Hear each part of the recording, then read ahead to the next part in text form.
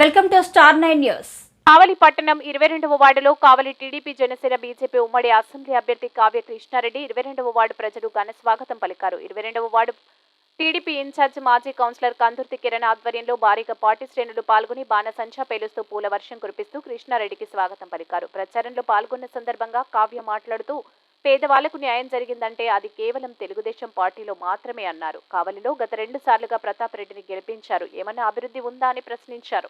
నేటి కోసం రోడ్డెక్కుతున్నారని దుయ్యబట్టారు.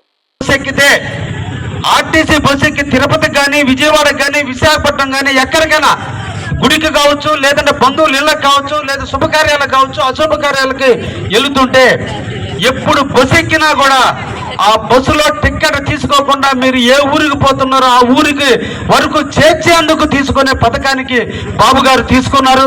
కాబట్టి ఉచితంగా బస్ ఛార్జీలు లేకుండా మిమ్మల్ని గమ్యం చేర్చే కార్యక్రమాన్ని తీసుకున్న బాబు గారిని ఆశీర్వదించండి. తెలుగుదేశంకి ఓటేయండి, సైకిల్ గుర్తుకు ఓటేయమని మిమ్మల్ని అందరినీ కూడా కోరుకుంటూ అందరూ కూడా తెలుగుదేశాన్ని ఆదరించాలి. ఎప్పుడైనా పేదవాళ్ళకి న్యాయం జరిగిందంటే ఒక తెలుగుదేశం హయాంలోనే జరిగింది.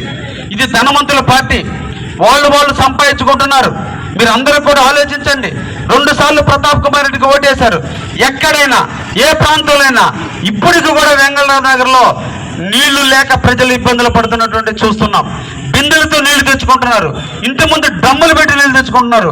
స్వతంత్రం వచ్చి 75 సంవత్సరాలు పూర్తయినా కూడా మన హక్కును మనం కాపాడుకునే దాంట్లో మన ఇంటికి నీళ్లు ఇవ్వాల్సినటువంటి వ్యక్తులు ఈ రోజు నీళ్లు ఇవ్వకపోగా మన అందరం కూడా రోడ్డుకి నీళ్లు తెచ్చుకోవాల్సిన పరిస్థితి వచ్చింది.